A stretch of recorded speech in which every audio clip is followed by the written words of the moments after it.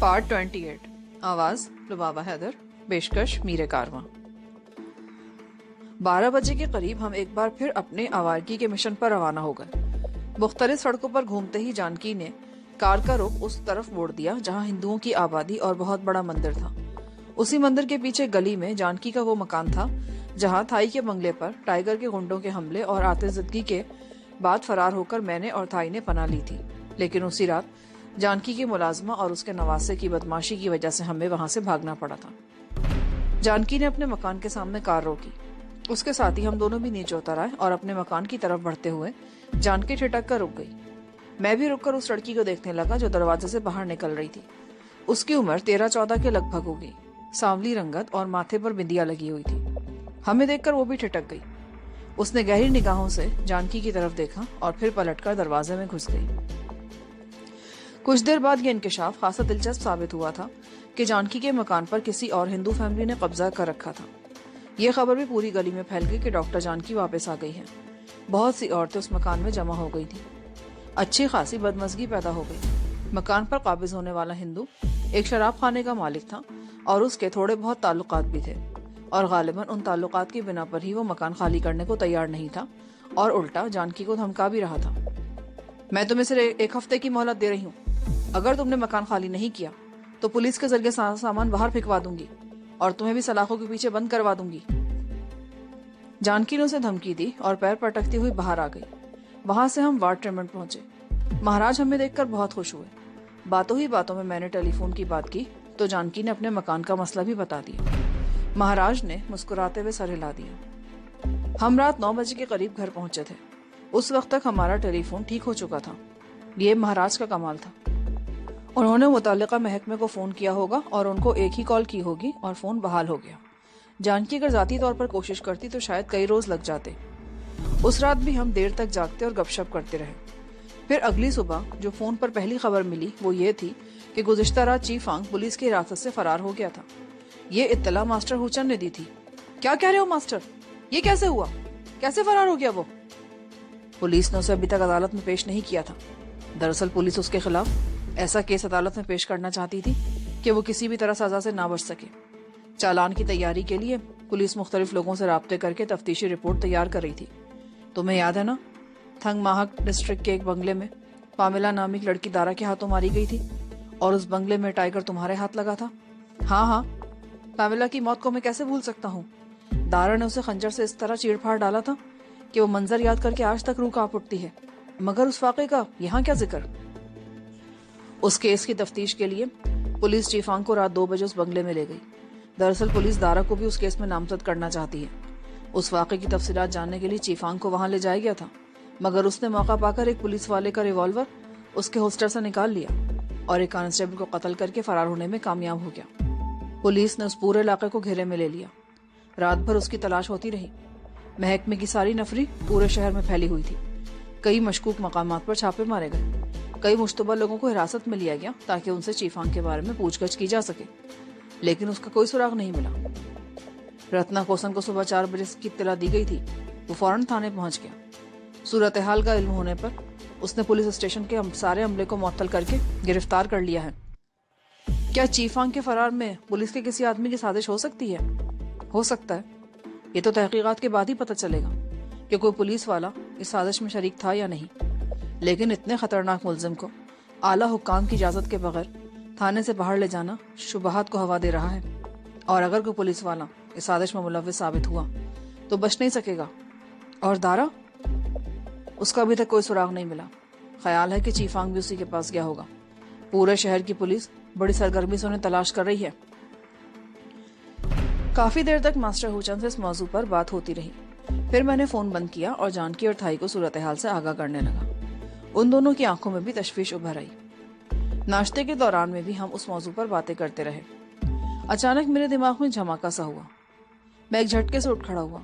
क्या हुआ?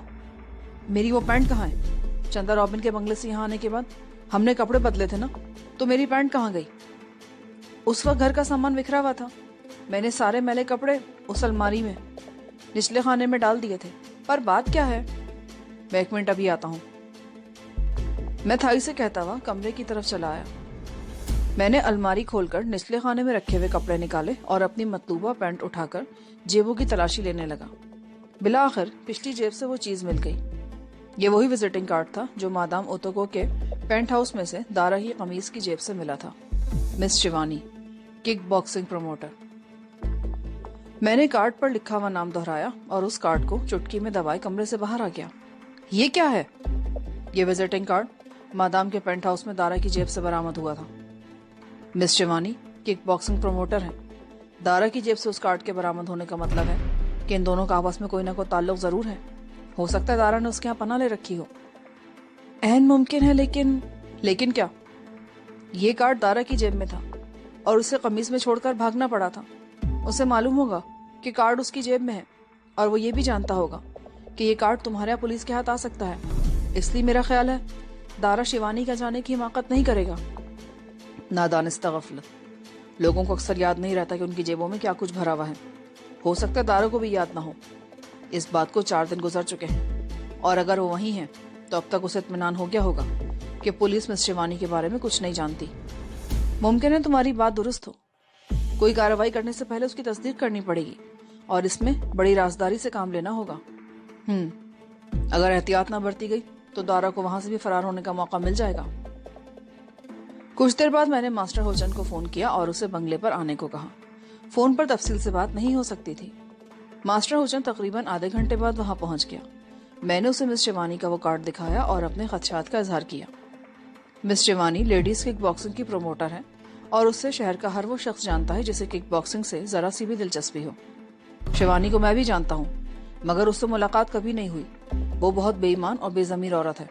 وہ کک باکسنگ کے مقابلے تو منعقد کراتی ہے لیکن اکثر و بیشتر مخالف پارٹی سے پیسے لے کر اپنی ہی باکسرز کو ہروا دیتی ہے. پیسہ ہی اس کا دین دھرم ہے. ہو سکتا ہے پیسے کے لالچ میں اس نے دارا کو اپنے پناہ دے رکھی ہو. ماسٹر بولا. لیکن کسی کارروائی سے پہلے اس کی تصدیق ضروری ہے. اگر دارا وہاں موجود ہے یا نہیں، اور اس مقصد کے لیے ہمیں کسی لڑکی کو استعمال کرنا پڑے گا جس کا تعلق کک باکسنگ سے ہو. لڑکیاں تو ایسی مل سکتی ہیں لیکن رتنا کوسن چونکہ اس آپریشن کی نگرانی کر رہا ہے اس لیے کوئی قدم اٹھانے سے پہلے اس کے علم میں لانا ہوگا. میرا خیال ہے تم فون پر رتنا سے بات کرو، اس کے بعد ہم اس سے مل لیں گے. ٹھیک ہے، نمبر بتاؤ ماسٹر، میں بات کر لیتا ہوں. ماسٹر نے نمبر بتانے کے بجائے ریسیور اٹھا کر نمبر ملایا اور لائن ملنے کے بعد ریسیور میرے ہاتھ میں تھما دیا. رتنا کوسن کی سیکرٹری نے کال ریسیو کی. میں نے اپنا نام بتایا تو اس نے فوراً رتنا کوسن سے لائن ملا دی. میں تقریباً 5 منٹ تک رتنا سے بات کرتا رہا اور پھر فون بند کر دیا. اب چل پڑو ماسٹر، اس نے ہمیں فوری طور پر دفتر میں بلایا ہے. ہم تقریباً آدھے گھنٹے میں رتنا کوسن کے دفتر پہنچے. ہمیں ہاتھوں ہاتھ لیا گیا اور فوراً ہی اس کمرے میں پہنچا دیا گیا جہاں اس وقت رتنا کے پاس 2 اور اعلیٰ افسران بیٹھے تھے. انہیں فوراً ہی فارغ کر دیا گیا. میں نے شیوانی کا وزٹنگ کارڈ رتنا کوسن کو دکھایا اور اپنے خدشات کا اظہار کیا. ہم میں تقریباً آدھا گھنٹہ گفتگو ہوتی رہی اور بالآخر طے پایا گیا کہ 2 لڑکیوں کے ذریعے مس شیوانی کے گھر اور دفتر پر یہ معلومات حاصل کرنے کی کوشش کی جائے کہ دارا وہاں موجود ہے یا نہیں. رتنا کے دفتر سے نکل کر ماسٹر نے مجھے بنگلے پر چھوڑا اور خود دوسرے انتظامات کرنے چلا گیا. اور پھر اسی شام یہ اطلاع مل گئی کہ مس شیوانی کے فلیٹ میں کچھ پراسرار سرگرمیاں دیکھنے میں آئی ہیں. عام حالات میں کک باکسنگ سے تعلق رکھنے والی لڑکیاں اس کے فلیٹ میں آتی جاتی رہتی تھیں مگر چند دنوں سے لڑکیوں کو فلیٹ پر آنے سے روک دیا گیا تھا. پچھلے چند روز سے مس شیوانی دفتر بھی نہیں آ رہی تھی. وہ ہر وقت فلیٹ پر ہی موجود رہتی تھی. کوئی لڑکی اس کے جاتی بھی تھی تو اسے دروازے سے ہی لوٹا دیا جاتا تھا. اس رپورٹ سے میرے شعبے کو تقویت ملی. رتنا کو بھی اطلاع کر دی گئی اور بالآخر یہ طے ہوا کہ پولیس کے ذریعے چھاپہ مارنے کے بجائے ماسٹر اور میں اپنے آدمیوں کے ساتھ کارروائی کریں. ماسٹر اور میں ایک کمرے میں بیٹھ کر پلاننگ کرنے لگے. شیوانی کا دفتر اور فلیٹ سلوم روڈ پر تھے. یہ وہ علاقہ تھا جس کے بارے میں کہا جاتا تھا کہ یہاں رات کبھی نہیں ہوتی. 24 گھنٹے لوگوں کی آمد و رفت رہتی تھی. اسی لیے یہ طے پایا گیا کہ اس فلیٹ پر چھاپا رات 10 اور 11 کے درمیان مارا جائے کیونکہ وہاں رات کے آخری پہر بھی لوگوں کی آمد و رفت کی صورتحال کچھ ایسی ہی رہتی تھی. اسی لیے انتظار کرنا بیکار تھا. پلاننگ کرتے ہوئے چھاپے میں ایک لڑکی کی ضرورت بھی محسوس ہوتی اور ظاہر ہے تھا یہ جانکی میں سے کسی کو ساتھ نہیں لے جا سکتے تھے. ٹھیک ہے، یہ بندوبست ہو جائے گا. ان دونوں لڑکیوں میں سے کسی ایک کو بلا لیں گے، ماسٹر نے کہا. उस वक्त रात के 9 बजे थे। मास्टर ने टेलीफोन पर रंगट, पाथी और पूनिया नामक लड़की को इत्तला दी कि वो लोग रात 10 बजे सैलूम रोड पर वाक़े मोनार्क होटल से जरा आगे पवेलियन रेस्टोरेंट में पहुंच जाएं। पौने 10 बजे के करीब मैं और मास्टर भी निकलकर खड़े हो गए। हमने दरिया फिरापोक क्लाउड ब्रिज से पार किया और फिर वहां से हम सॉन्गवर्ड रोड से होते हुए न्यू रोड पर आ गए। कई बड़ी सड़कें न्यू रोड से आकर मिलती थी। यहाँ दूर दूर तक बहुत बड़े बड़े शॉपिंग सेंटर्स, रेस्टोरेंट और होटल वगैरह थे। यहीं से सैलूम रोड भी शुरू होता था। तमाम बड़े बड़े बैंक, बहुत से सिफारत खाने और बड़े बड़े रिहायशी होटल उस इलाके में वाक़े थे। 3 किलोमीटर लंबी सैलूम रोड के तकरीबन आखिर में पेटपोंग नाम की दो ज़ेली सड़कें स्वामी वांग रोड से आकर मिलती थी। दिन के वक्त उस इलाके में कारोबारी लोगों का हुजूम रहता था, लेकिन शाम के बाद यहाँ आमदोरफ्त की नौयत बदल जाती थी। न्यू रोड पर न्यू फौजी शॉपिंग सेंटर से जरा आगे मास्टर ने कार सैलूम रोड पर मोड़ दी। मोनार्क होटल तकरीबन 1 किलोमीटर आगे था। उस सड़क पर ट्रैफिक इतना ज्यादा था कि गाड़ियां एक दूसरे के साथ मिली हुई चल रही थी। गलती हो गई, हमें सोरावांग रोड की तरफ से आना चाहिए था, बीच के किसी गली से निकल आते। मास्टर बड़बड़ाया, अब तो फंसी गए हैं, कार को सड़क पर से उठा नहीं सकते ना। मैं बोला। कार चींटी की रफ्तार से आगे बढ़ती रही और मैं इधर उधर देखता रहा। खुदा खुदा करके हम लोग किसी न किसी तरह मोनार्क होटल के सामने पहुंच गए। मास्टर ने होटल से आगे निकलकर कार एक साइड पर मोड़ी और इंजन बंद कर दिया। आगे पैदल चलना पड़ेगा, कार पे गए तो हमें पहुंचने में 1 घंटा लग जाएगा। मैं भी गाड़ी से बाहर आ गया और हम मेन रोड पर आकर हुजूम में रास्ता बनाते हुए आगे बढ़ने लगे। पवेलियन रेस्टोरेंट तकरीबन 50 गज आगे था और जब हम वहां पहुंचे तो 10:15 हो चुके थे। रंगट, पाथी और पूनिया दरवाजे के साथ ही एक मेज पर मौजूद थे। मास्टर का इशारा पाकर वो तीनों रेस्टोरेंट से बाहर आ गए। हम एक बार फिर तेजी से चलने लगे। तकरीबन 1.5 किलोमीटर का फासला हमने 15 मिनट में तय किया। हम पेटपोंग स्ट्रीट 2 पर चंद गज चलने के बाद रुक गए। मास्टर ने सड़क की दूसरी तरफ एक पुरानी सी इमारत की तरफ इशारा किया। इमारत के नीचे 2 शराब खाने और एक रेस्टोरेंट था। शराब खाने के साथ ही ऊपर जाने के लिए तंग सा जीना था। उन दुकानों के ऊपर सिर्फ एक रिहायशी यूनिट था। उस आखिरी इमारत के दाएं बाएं वाली इमारतें कई मंजिला बुलंद थी। इस तरह ये छोटी इमारत उनके बीच में दबकर सैंडविच बन गई थी।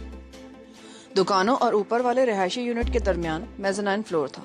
ऊपर वाले फ्लैट और मेज़नाइन फ्लोर की खिड़कियां सड़क की तरफ थीं और सब में रोशनी नजर आ रही थी। ऊपर वाले फ्लैट में शिवानी की रिहाइश है, मास्टर ने बताया। उसके नीचे मेज़नाइन फ्लोर है जिस पर तवाइफों का कब्जा है। वैसे धारा ने छुपने के लिए बड़ी अच्छी जगह का इंतखाब किया है, किसी को शुबा तक नहीं हो सकता। क्या मिस शिवानी भी तवाइफ है? शिवानी जैसी औरतों और तवाइफों के किरदार में कोई फर्क नहीं होता, मास्टर ने जवाब दिया। फिर रंगट और पाथी को समझाने लगा कि उन्हें क्या करना है। रंगट तो वहीं खड़ा रहा, यहाँ से वो जीने और फ्लैट पर निगाह रख सकता था। पाथी सड़क पार करके जीने के बाएं तरफ शराब खाने के दरवाजे के करीब खड़ा हो गया। और तुम? मास्टर ने पूनिया की तरफ देखा। तुम ऊपर जाकर दरवाजा खुलवाओ और कोशिश करना कि दरवाजा खोलने वाले को 2-3 मिनट तक बातों में उलझा रखो। अगर वो दरवाजा बंद करने की कोशिश करे तो पैर फंसा देना। ये तुम अच्छी तरह समझती हो कि दरवाजा खोलने वाले को किस तरह बातों में लगाया जा सकता है।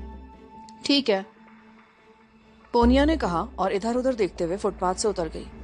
मैं और मास्टर अपनी जगह पर खड़े रहे।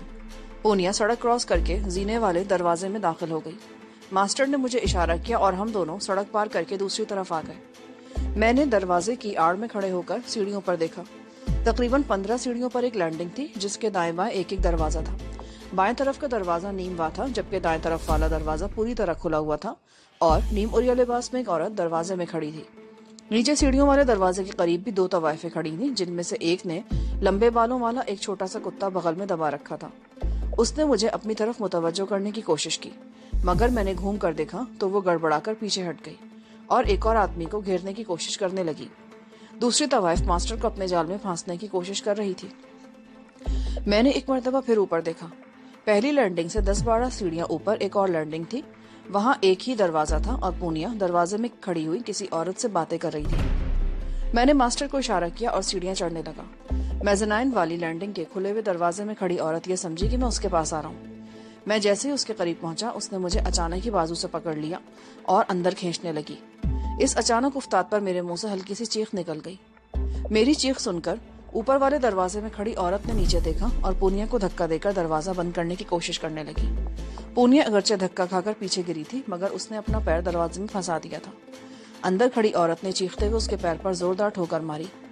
पूनिया भी चीख उठी और उसने पैर पीछे हटा लिया। मेज़नाइन वाली औरत मुझसे लिपटने की कोशिश कर रही थी। इस दौरान मैं मास्टर सीढ़ियां चढ़ता हुआ ऊपर आ गया और मेरे करीब से गुजरता चला गया। ऊपर पहुंचकर उसने पूनिया को घसीटकर एक तरफ हटाया और दरवाजे पर कंधे से टक्करें मारने लगा। मैंने भी उस औरत को धक्का देकर पीछे गिराया। उसे भी शायद किसी गड़बड़ का एहसास हो गया था। उसने जल्दी से उठकर दरवाजा बंद किया और मैं ऊपर की तरफ दौड़ा। फ्लैट का दरवाजा खासा मजबूत था। अंदर से चीख चीख कर बोलने की आवाजें सुनाई दे रही थी। 2 निस्वानी आवाजें थी और एक किसी मर्द की, और वो आवाज मैंने पहचान ली। वो दारा था। मैं भी मास्टर के साथ दरवाजे पर कंधे से टक्करें मारने लगा।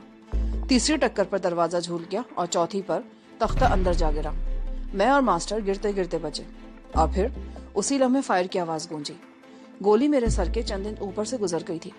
मैंने बड़ी फुर्ती से एक तरफ छलांग लगा दी। उसी वक्त एक और फायर हुआ। इस मर्तबा गोली मास्टर ने चलाई थी।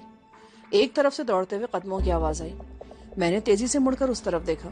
दरवाजे के करीब जिस जगह मैं खड़ा था वहां से आगे खुली जगह थी और उससे आगे कमरे थे। एक तरफ ऊपर जाने के लिए लकड़ी के तख्तों की सीढ़ियां थी और एक आदमी उन सीढ़ियों पर दौड़ता हुआ ऊपर जा रहा था। वो दारा था। उसने फायर करने के लिए पिस्तौल वाला हाथ ऊपर उठाया। मैंने अपने हाथ को झटका दिया। खंजर मेरे हाथ से निकलकर दारा के बाजू को जख्मी करता चला गया। उसके मुंह से चीख निकल गई। वो लड़खड़ाया मगर दूसरे ही लम्हे संभल गया। पिस्तौल उसके हाथ से निकलकर नीचे गिर गया। दारा ने दूसरी तरफ दौड़ लगा दी। मैं फिर ऊपर की तरफ दौड़ा। मैंने रास्ते में एक सीढ़ी पर पड़ा हुआ अपना खंजर उठाया और 2-2 सीढ़ियां फलांगता हुआ छत पर पहुंच गया। दारा उस वक्त छत के दूसरे सिरे पर पहुंच चुका था। उसने मुड़कर फायर कर दिया। उससे पहले सिर्फ एक लम्हे पहले मैं किसी चीज से टकराया था और नीचे गिरा था। अगर मैं नीचे ना गिरता तो गोली मेरा भेजा उड़ा देती। मैं उठकर दोबारा दारा के पीछे लपका। वो उस वक्त मुंडेर चढ़कर बाहर की तरफ एक पाइप के साथ लटक चुका था। ये पाइप पिछली गली में गटर लाइन की गंदी गैस के अखराज के लिए लगाया गया था, जो छत से 4-5 फुट ऊपर तक चला गया था। पाइप दीवार के साथ आहनी क्लिपों से लगाया गया था। मैं जब वहां पहुंचा तो दारा उस पाइप से लटककर मुंडेर से नीचे जा चुका था। ताहम उसका एक हाथ अभी तक मुंडेर से ऊपर पाइप को गिरफ्त में लिए हुआ था। मैंने खंजर से उसके हाथ पर वार किया। उसने चीखते हुए हाथ उठाया, लेकिन एक उंगली कट चुकी थी। उसका दूसरा बाजू मैं पहले ही जख्मी कर चुका था, लेकिन वो पाइप के साथ बड़ी तेजी से नीचे की तरफ फिसल रहा था। मैं मुंडेर पर चढ़कर पाइप के साथ लटकना चाहता था, लेकिन रुक गया। 6 इंच कतर का वो पाइप ज्यादा मजबूत नहीं था। दारा के बोझ से ही दीवार के साथ उसका ऊपर वाला क्लिप उखड़ चुका था। मैं पाइप को हाथ से पीछे धकेलने लगा। मेरी कोशिश बराबर साबित हुई। 2 क्लिप और उखड़ गए और दारा के बोझ की वजह से पाइप बतदरीज दीवार से पीछे हटने लगा, लेकिन मेरे ख्याल में उसका कोई फायदा नहीं था। दारा काफी नीचे पहुंच चुका था। एक राहगीर ने दारा को पाइप से उतरते देख लिया था। उसने चीख कर कुछ कहा। कुछ और लोग भी उसकी तरफ मुतवज्जो हुए। इसी दौरान में दारा ने पाइप छोड़ा और छलांग लगा दी। 1-2 आदमी उसे कोई हादसा समझकर दारा की तरफ दौड़े, मगर दारा ने 2 हवाई फायर कर दिए। लोग बदहवास होकर इधर उधर दौड़े। भगदड़ सी मच गई। दारा ने उस मौके से पूरा फायदा उठाया और एक तरफ दौड़ लगा दी। मैं मुंडेर पर खड़ा बेबसी से उसकी तरफ देखता रहा। दारा कुछ दूर तक लोगों को धक्के देता दौड़ता नजर आया और फिर निगाहों से ओझल हो गया। मेरे मुंह से बेख्तियार गहरा सांस निकल गया और फिर दूसरे लम्हे निस्वानी चीखों की आवाज सुनकर मैंने सीढ़ियों की तरफ छलांग लगा दी। मास्टर हुसैन एक आदमी से गत्थम गत्ता हो रहा था। पूनिया में शिवानी को रगेद रही थी और पाथी भी एक औरत से उलझा हुआ था। मास्टर दूसरे आदमी के नीचे दबा हुआ था और उस आदमी की शक्ल देखकर मैं चौंक गया। वो मैगा टेराट था। मैंने जल्दी से आगे बढ़कर मैगा को बालों से पकड़ा और उसको ऊपर खींचते हुए पैदर पे उसके चेहरे पर कई घूंसे जड़ दिए। मास्टर एक झटके से उठ खड़ा हुआ। लिटिल मास्टर, तुम इसे संभालो, मैं दूसरे को देखता हूँ। वो चीखता हुआ कमरे की तरफ दौड़ा और बंद दरवाजे पर कंधे से टक्करें मारने लगा। मैंने मैगा को संभलने का मौका नहीं दिया। दारा के फरार हो जाने में मैं बहुत ताव खाया हुआ था और अपना सारा गुस्सा मैगा पर उतार रहा था। उसके होठों, नाक और एक कान से खून बह रहा था। वो बुरी तरह लड़खड़ा रहा था, मगर मैं उस पर घूंसों और ठोकरों की बारिश करता रहा। मास्टर जिस कमरे के दरवाजे पर टक्करें मार रहा था वो सड़क की तरफ था। मास्टर की तीसरी टक्कर से वो दरवाजा टूट गया और फिर उसी लम्हे छनाके से शीशे टूटे और किसी के चीखने की आवाज सुनाई दी। मास्टर दौड़ता हुआ कमरे से बाहर आ गया। चिंगची ने खिड़की से छलांग लगा दी है, तुम इन लोगों को संभालो, मैं नीचे जा रहा हूँ। वो चीख कर बोला। वो नीचे जाने के लिए दरवाजे की तरफ लपका, लेकिन दरवाजे में ठिठक कर रुक गया। सीढ़ियों पर दौड़ते हुए भारी कदमों की आवाजें सुनाई दे रही थी और फिर 5-6 पुलिस वाले सीढ़ियों के दरवाजे से अंदर आ गए। ان میں ایک انسپیکٹر تھا جس نے پستول سے 2-3 ہوائی فائر کر دیے. دوسرے پولیس والوں نے بھی رائفلیں تان لی تھی. میں میگا کو چھوڑ کر الگ ہٹ گیا. وہ چکراتا ہوا نیچے گرا. پاتھی نے بھی اس عورت کو چھوڑ دیا. پونیا اور شیوانی اب بھی ایک دوسرے سے گتھم گتھا ہو رہی تھیں. دونوں خونخوار بلیوں کی طرح غرا رہی تھیں. انہیں بڑی مشکل سے الگ کیا گیا. ماسٹر ہوچن، مجھے افسوس ہے، ہمیں اوپر آنے میں کچھ دیری ہو گئی. انسپیکٹر اس کی طرف دیکھتے ہوئے بولا. چنگچی نے کھڑکی سے چھلانگ لگا دی ہے. وہ اس کی فکر مت کرو ماسٹر، ہمارے آدمی نیچے موجود ہیں، وہ اسے سنبھال لیں گے. یہاں تمہارے آدمی کون سے ہیں؟ انسپیکٹر نے کہا. ماسٹر نے پاتھی، پونیا اور میری طرف اشارہ کیا. ہم تینوں الگ ہو گئے. میگا، شیوانی اور دوسری عورت کو پولیس نے گرفت میں لے لیا اور 2 پولیس والے دوڑ کر کمروں کی تلاشی لینے لگے. پھر انسپیکٹر کی باتوں سے یہ انکشاف ہوا کہ اسے آج شام کو ہی اوپر سے یہ حکم جاری ہوا تھا کہ اس علاقے پر خاص طور پر نگاہ رکھی جائے. اسے ماسٹر کے نام کے حوالے سے خاص طور پر کچھ ہدایات دی گئی تھی کہ وہ لیڈی کک باکسنگ کی پروموٹر شیوانی کے خلاف کوئی کارروائی کرنے والا ہے. اگر کوئی گڑبڑ ہو تو وہ اپنی فورس دے کر اس کی مدد کو پہنچ جائے. اسے سختی سے یہ وارننگ بھی دی گئی تھی کہ اگر یہ خبر کسی کارروائی سے پہلے لیک ہوئی تو اسے نہ صرف ملازمت سے برطرف کر دیا جائے گا بلکہ اس کے خلاف غداری کے الزام میں کارروائی بھی کی جائے گی. انسپیکٹر کے کہنے کے مطابق وہ ایک ایک کر کے اپنے آدمیوں کو سامنے والی بلڈنگ میں جمع کر چکا تھا. وہ ایک تاریک کمرے کی کھڑکی سے شیوانی والی عمارت پر نگاہ رکھے تھے اور جب اس نے ماسٹر ہوچن کو سیڑھیوں والے دروازے میں داخل ہوتے دیکھا تو ہوشیار ہو گیا اور پھر فائر کی آواز سن کر اس نے اپنے آدمیوں کے ساتھ اس طرف دوڑ لگا دی. اب آپ لوگ چاہیں تو جا سکتے ہیں، یہاں کی صورتحال اب میں سنبھال لوں گا. ہم لوگ نیچے آ گئے. میزنائن والے دونوں دروازے بند تھے اور اندر تاریکی تھی. نیچے عمارت کے دروازے کے سامنے بھی کئی پولیس والے موجود تھے. چنگچی پولیس کے گھیرے میں زمین پر پڑا تھا. اس کے ایک بازو اور ایک ٹانگ کی ہڈی ٹوٹ گئی تھی اور وہ بری طرح چیخ رہا تھا. رنگٹ بھی وہاں موجود تھا مگر پولیس نے اسے آگے نہیں جانے دیا. ماسٹر نے رنگٹ، پاتھی اور پونیا کو رخصت کر دیا. میں اور ماسٹر ایک طویل چکر کاٹ کر شیوانی کی عمارت کے پچھلی طرف آ گئے جہاں سے دارا فرار ہوا تھا. عمارت کے ساتھ وہ پائپ سڑک کی طرف جھکا ہوا تھا اور میں ماسٹر کو بتا رہا تھا کہ دارا کس طرح فرار ہوا. اس کے ساتھ ہی میں جھک کر پائپ اور دیوار کے آس پاس دیکھ رہا تھا اور پھر مجھے وہ چیز مل گئی جس کی مجھے تلاش تھی. وہ ہاتھ کی ایک چھوٹی سی کٹی ہوئی انگلی تھی جو خون میں لتھڑی ہوئی تھی. دارا اگرچہ ایک بار پھر فرار ہو گیا تھا. مجھے اس کے فرار ہونے کا افسوس تھا لیکن خوشی بھی تھی کہ اس بار میں اس پر کاری ضرب لگانے میں کامیاب ہو گیا تھا. میں نے جیب سے رومال نکالا اور جھک کر وہ انگلی اٹھا لی. یہ کیا ہے؟ دارا کے ہاتھ کی کٹی ہوئی انگلی. ہو سکتا ہے وہ کبھی میرے سامنے نہ آئے لیکن جب تک زندہ رہے گا مجھے یاد رکھے گا. اس رات بھی میں دیر تک نہ سو سکا. مجھے دارا کے بچ نکلنے کا بے حد افسوس تھا. دن پر دن گزرتے گئے. اگرچہ رتناکوسن کا مشن کریک ڈاؤن جاری تھا. جرائم پیشہ لوگوں کو کونے خدروں سے تلاش کر کے آہنی سلاخوں کے پیچھے بند کیا جا رہا تھا مگر دارا اور چیفانگ کا کوئی سراغ نہیں ملا. 1 مہینہ گزر گیا اور پھر ایک روز ہمیں خاص تقریب میں رائل پیلس میں شہنشاہ کی خدمت میں پیش کیا گیا. اس موقع پر تھالوب بھی موجود تھا اور مہاراج بھی. تھائی، جانکی اور میں اس تقریب کے مرکزی کردار تھے. ملکی سلامتی کے لیے ہماری خدمات کا اعتراف کرتے ہوئے ہمیں بے پناہ مراد اور انعامات سے نوازا گیا. مجھے قومی ہیرو قرار دیا گیا اور تھائی لینڈ کی اعزازی شہریت بھی دی گئی. رتناکوسن کا مشن کریک ڈاؤن بے حد کامیاب تھا. جرائم پیشہ گروہوں کا خاتمہ ہونے کے بعد لوگوں نے بھی سکھ کا سانس لیا لیکن میں جانتا تھا کہ امن و آشتی کی یہ صورتحال زیادہ عرصے برقرار نہیں رہے گی. ہمیں بہت سی مراد حاصل تھی. ہم مکمل طور پر آزاد تھے لیکن میرا دل اب یہاں سے اچاٹ ہو گیا تھا. میں گھر جانا چاہتا تھا، اپنے گھر جہاں ماں باپ کی شفقت و محبت کے سائے میں میرا بچپن گزرا تھا. میں جانتا تھا کہ اب وہاں میرے ماں باپ نہیں ہیں مگر مجھے اب اس گھر کی یاد بڑی شدت سے آ رہی تھی. میں نے جانکی اور تھائی سے تذکرہ کیا تو وہ بھی میرے ساتھ جانے کو تیار ہو گئے. انہیں یہاں بہت کچھ مل گیا تھا.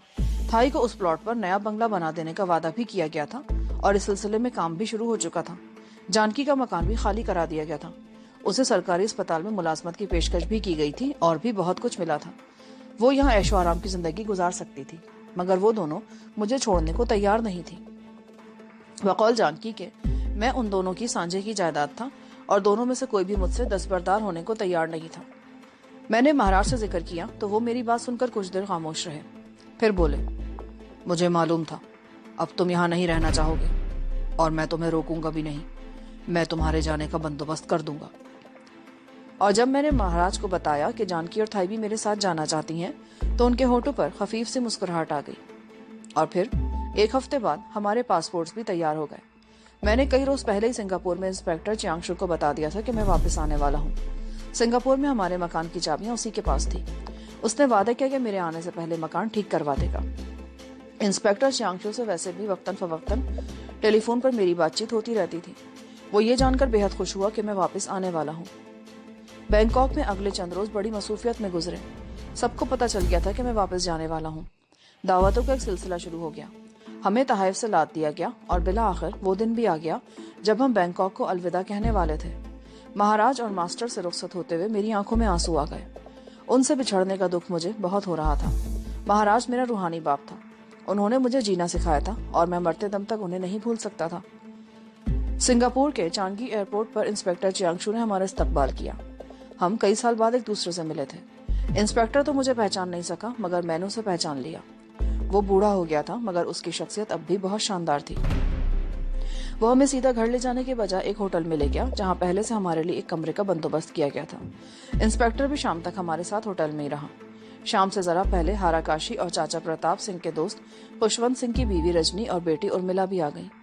पुष्पवंत सिंह का इंतकाल हो चुका था और उर्मिला शादी के बाद 2 बच्चों की मां बन चुकी थी। उनकी आमद के थोड़ी देर बाद हमारे मोहल्ले की 2 खवातीन भी आ गईं। उनमें एक अधेड़ उम्र थी और दूसरी बूढ़ी हो चुकी थी। उन सबको इंस्पेक्टर चियांगशू ने बुलाया था।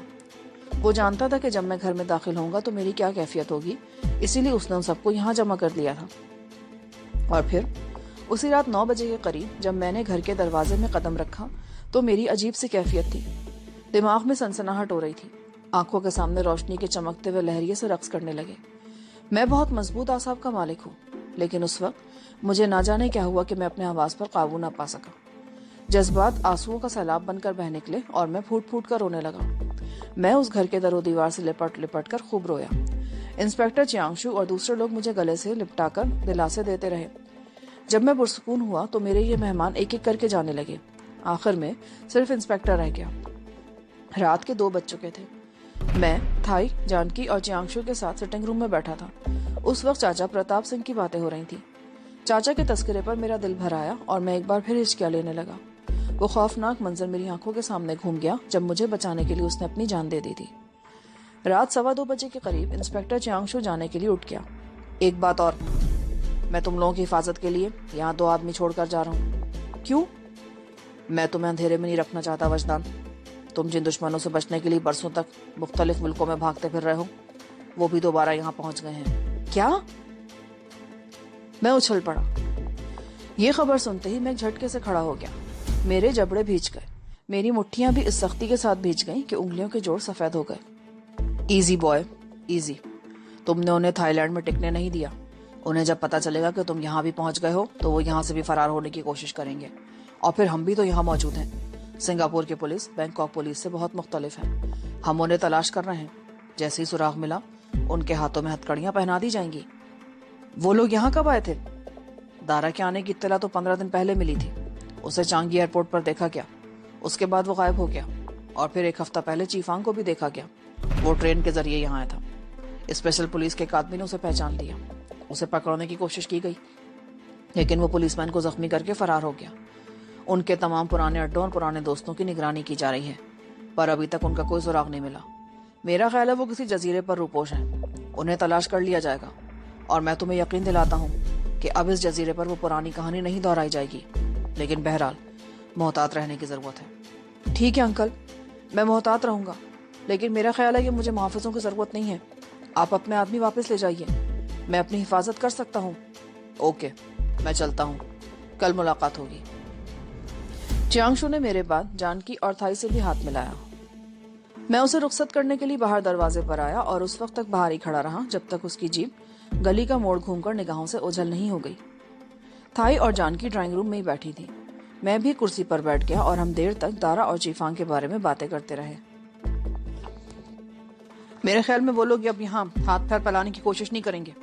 मैं यहाँ उनके गिरोह का शिराजा पहले ही बिखेर चुका था। हमारे बैंकॉक जाने के बाद इसके कजन जमाल ने यहाँ कदम जमाने की कोशिश की थी, और मैंने इंस्पेक्टर चियांगशू को बैंकॉक से फोन पर इत्तला दे दी थी, जिसने वो सिंडिकेट कायम होने से पहले ही तोड़ दिया। जमाल और उसके साथी अभी तक जेल में हैं। अब यहाँ की सूरत हाल क्या है इसके बारे में मैं नहीं जानता, लेकिन एक बात तय है कि अब वो लोग यहाँ कदम नहीं जमा सकेंगे। लेकिन उनके यहाँ आने का मकसद क्या हो सकता है वजदान? जानकी बोली। मकसद कुछ भी रहा, पर अब वो यहाँ टिकेंगे नहीं। बात करते हुए अचानक ही मेरे जहन में एक और ख्याल उभरा। मैं थाईलैंड में कई मर्तबा दारा के हाथ लगा था। वो ऐसे किसी भी मौके पर मुझे मौत के घाट उतार सकता था, लेकिन उसे किसी तरह ये पता चल गया था कि मेरे डैडी ने लाहौर छोड़ने से कबल उनका जो सोना गायब किया था उसका राज किसी डायरी में महफूज है, और मैं उस डायरी के बारे में जानता हूँ। वो करोड़ों की मालियत का सोना था और अब तो उसकी कीमत कई गुना बढ़ गई होगी। बैंकॉक में मादाम ओतोको के फ्लैट पर दारा ने कहा था कि वो अपना सब कुछ हार चुका है। उसके सारे मंसूबे मलियामेट हो चुके हैं। वो बिल्कुल कल्लाश हो चुका है, लेकिन पाकिस्तान में डैडी का छुपाया हुआ सोना अब भी महफूज है और वो डायरी मेरे कब्जे में है जिसमें सोने का राज पोशीदा है। वो सोना उसके नुकसान का इजाला कर सकता है और वो मुझसे वो डायरी जरूर हासिल करेगा। यहाँ पर पार्ट 28 का इख्तिताम होता है। आगे कहानी सुनने के लिए पार्ट 29 समाअत फरमाएं।